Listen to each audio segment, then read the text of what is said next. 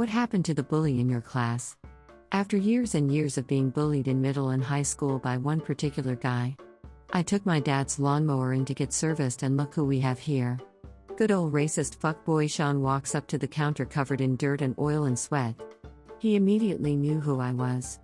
Funny thing is, I hated this dude for so long, I even had a vision on snatching him by his shirt over the counter and beating his face into the ground. I was skinny skater punk now. Nothing was said between us during that interaction other than the services I needed. When I went to go pick the lawnmower up a week later, he asked me to step outside.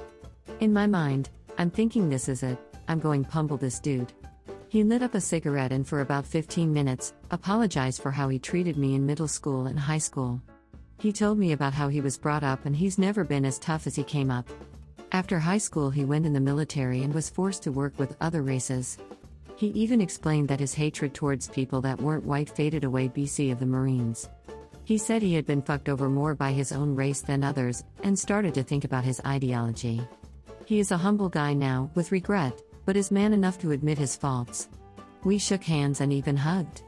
I haven't seen him in about 10 years, but if I do see him again, I still shake his hand. Oh, I have the best one for this, guys, promise. So my bully was a guy, a sheik, and he was relentless. From kindergarten through middle school. Peaked in middle school. He would stick his leg out and trip me when I would walk by, then laugh. Crap like that. He annoyed everyone. Imposed on your personal space. Would tell lots about me to others so they would not like me. It really bothered me deeply, BC. I could not understand what I had done to have someone so adamant about humiliating and hurting me. Publicly. Well, after middle school he disappeared to some other school and I slowly repressed it all and forgot of him in my active thoughts.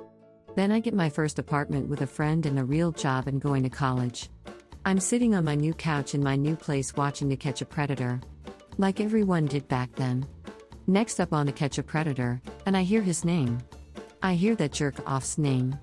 And there he is walking in to meet an underage girl he is very disgusting text convos with. I could not believe it. I stood up and screamed aloud. I felt so vindicated for the feelings of hatred and inability to forgive him as a younger girl. The autistic kid beat him in Spanish class within an inch of his life, flipped over the desk, picked this dude's body up and slammed him, kidneys first, into one of the legs. Johnny was just your normal, happy-go-lucky video game fan. We went to see the original Mortal Kombat movie in theaters when it came out. It was my second movie-going experience. I was just a newly transplanted immigrant and Johnny was the only kid who didn't pick on me. He was cool.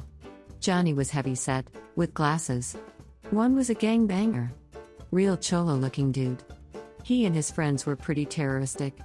In retrospect, I'm sure one had a terrible upbringing because he took it out on everyone around him. For months he kept picking on Johnny. Months. One was a scary guy, and I had gotten into my share of scraps, but I wanted no part of this guy. This abuse went unchecked. One broke John's glasses and it was just persistent. I don't remember all of it, other than Johnny just became more and more reclusive with time and he was always bruised in some way, shape, or form. One day, in Spanish class, one said something to Johnny about his mom. This was before the bell rang for class to start. This was the final straw. I remember John letting out this guttural, primal scream and lunging from his desk toward Juan. Johnny began hammer fisting Juan all over the head, his shoulders, arms. Like fucking Goro would in MK. Just unleashing everything he had on this asshole gangbanger. There came a point when Juan looked out of it, like a limp noodle, and that was when John, still possessed by this unrelenting rage, flips the desk over, and underhand flips/body slams Juan into one of the legs of the desk. Juan let out this horrible cry of agony and that was that. The teacher walks in, they call the campus police and the rest is a blur.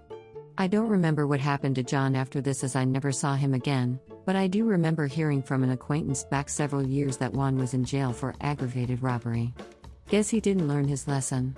Thank you, Johnny, for being a friend and for not judging me while I learned the language here and adjusted to my new life. I hope all is well with you. My elementary school bully, in South Korea for context, continued being the bully till high school. Somehow he ambushed and beaten the untouchable student while he was alone. It turned that untouchable student was Korean Mafia's son. Bunch of black cars park up at his apartment. Burly guys armed with metal pipes and bats would constantly waltz around the neighborhood and make the bully's family life hell. Apartment neighbors got fed up being terrified with the mafia at their neighborhood. Cops will not show up until the mafia dispersed, to the point they pressured the bully's family to move out at once. Never heard what happened after they moved. Not entirely sure why the bully did that, maybe due to his pride? Maybe a proof he is the Jong, old Korean term for a student who is the toughest and strongest brawler, who'd constantly challenge or be challenged by other classes and or other schools. I got bullied really bad, but it started slacking off in my junior year of high school when most of my bullies got jobs, started planning for college, or found themselves too busy with dating to make my life any more miserable than it was.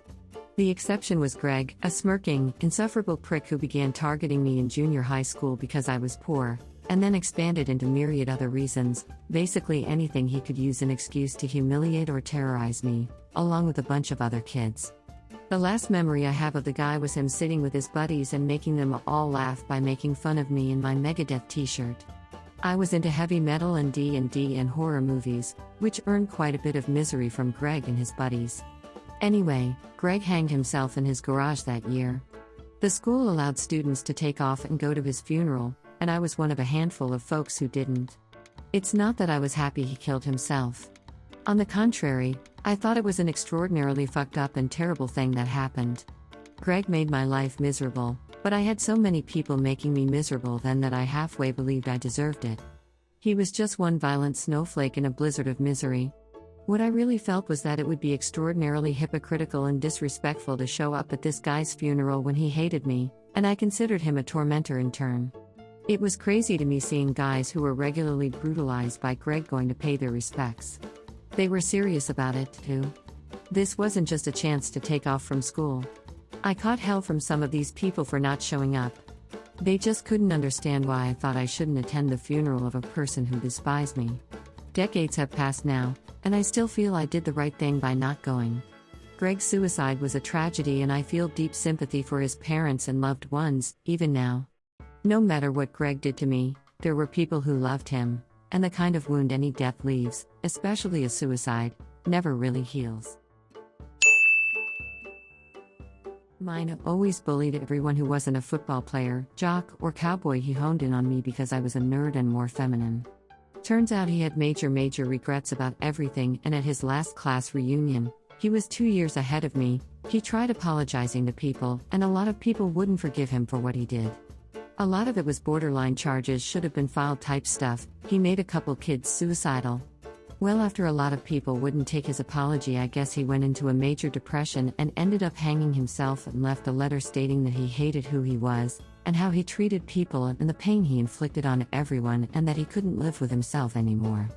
The really sad thing is I did run into him not too long before this, and he did apologize to me, which I'm surprised he recognized me because I am female presenting now, and I accepted it and told him I didn't hold anything against him.